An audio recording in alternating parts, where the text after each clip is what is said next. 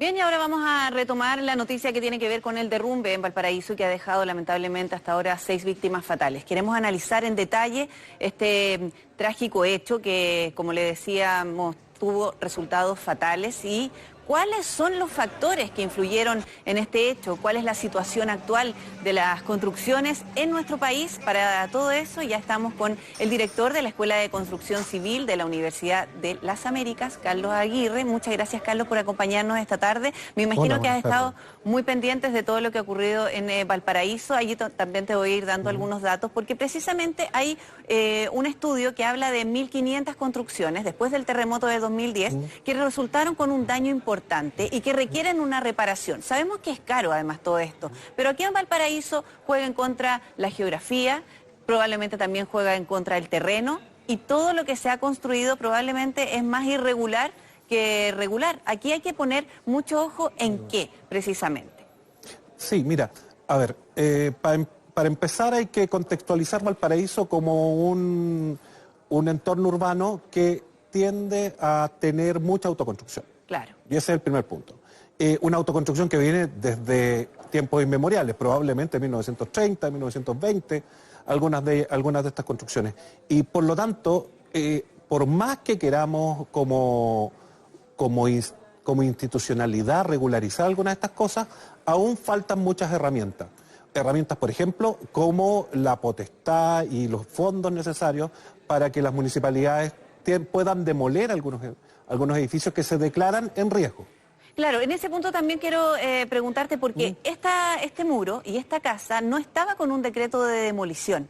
Sí, por lo que he estado averiguando, existen una cantidad de viviendas que se encontraban en demolición urgente, que son cerca de 6, si no me falla la memoria, y otras 32 que estaban con demolición en curso. Ya, cuando una vivienda está con demolición urgente, ¿cuánto tiempo puede pasar para que esto finalmente se concrete? Porque me imagino que alguien tiene que pagar esto y probablemente el dueño de esa vivienda no puede hacerlo. Exactamente. Para eso las municipalidades están pidiendo, y particularmente la Municipalidad de Valparaíso, pidió un aumento presupuestario, según lo que me comentaron algunos colegas que trabajan allá. Ahora, en el caso particular de esta vivienda, se juntan muchos elementos constructivos complejos. Por ejemplo, que tenemos un muro de contención que no está debidamente coronado, o sea, que la vivienda se encuentra en el borde del muro de contención. Claro, prácticamente 90 grados. A ver, yo no sé si podemos revisar la imagen de cómo era este lugar antes del derrumbe. También tenemos cómo quedó posteriormente, pero allí también podemos nosotros ver que está construido como te decía yo, en 90 grados, en una zona que es sumamente difícil, por ejemplo, al momento de construir o de acceder. A ver, un muro de contención bien construido podría tener ese talud. Talud se llama este ángulo que tú denominas y que tenemos 90 grados. Ahora, ese muro de contención tiene un diseño en base a las características del terreno que está detrás. En este caso, por lo que se pueden ver en la fotografía y por lo que me comentó mi gran amigo Álvaro Peña, director de la Escuela de Construcción de la Universidad Católica de Valparaíso, que está en la zona en este momento, en la esbeltez del muro es lo suficientemente pequeña. O sea, el muro es muy esbelto, es muy delgado para... Aquí está la construcción. Claro, si te das cuenta, acá termina el muro de contención y está la construcción sobre él. Inmediatamente. Por lo tanto, no existe un coronamiento adecuado. Aparte, ¿Cómo debió haber sido entonces? Bueno, debe haber dejado un espacio en primera instancia, y este muro debe haber tenido una forma perpendicular hacia un lado y con un talud hacia el otro. Para poder sostenerlo. Para poder sostenerlo. O en su defecto tener algunas barras de contención hacia adentro. En este caso no había ninguna de las dos. No había nada. ¿Y ese muro a quién le corresponde?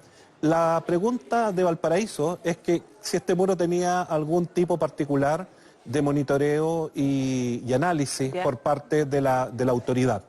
Es que, ¿sabes por qué te lo pregunto? Porque la duda está todavía, en materia de investigación, si fue el muro el que se dio o si fue la vivienda la que se dio y arrastró el muro. Es buena la pregunta, pero habría que pensar en varias cosas en particular. La primera es que, si te das cuenta, por el lado de atrás, por este lado, existen jardineras tanto en esta zona como en la zona de arriba. Y pueden haber aumentado el peso del suelo que está abajo de la vivienda. Claro, ahora, si uno revisa el quiebre, se quiebra por este lado en primera instancia. Y es importante saber también de qué terreno estamos hablando, porque algunos especialistas nos hablan de un terreno más arenoso, con arcilla, probablemente húmedo, y eso también juega en contra, sobre todo cuando hablamos de este tipo de construcciones. A ver, tener un suelo de características arcillosas y arena, una arena limosa, en esta condición, en presencia de agua, es una muy mala señal para cualquier muro de contención. Ya. Ese es el primer punto. Ahora, el segundo punto, cuando vemos la fotografía, revisemos la fotografía de cuando vemos la fotografía de después, solo se observa humedad en esta zona. Esta zona de acá se ve relativamente seca. Ya. Ahora, habría que hacer los análisis en términos de la humedad relativa que tiene ese suelo para establecer su peso. ¿Por qué tú estableces que aquí hay humedad? Porque también... Porque se ve más oscuro. Sí, y quienes residían ahí también habían advertido que había una filtración hace 2 meses. Exacto. Y probablemente eso también fue gatillante para que todo esto se diera. Claro, ahí hay 2 temas que son importantes.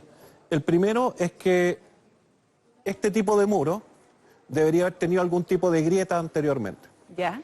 Y al evidenciar una grieta, podríamos haber tenido algún warning respecto a qué ocurría con este suelo. Sí, es que aquellas personas que son testigos y que probablemente conocían a quienes viven en ese lugar, sabían que había grietas y que estaba crujiendo la vivienda. De hecho, se pensaban cambiar dentro de los próximos días porque esto no les generaba seguridad. Pero sí, ya, hay alguna persona que está en una condición similar o que vive en una zona en donde la geografía es muy parecida a lo que estamos viendo ahora.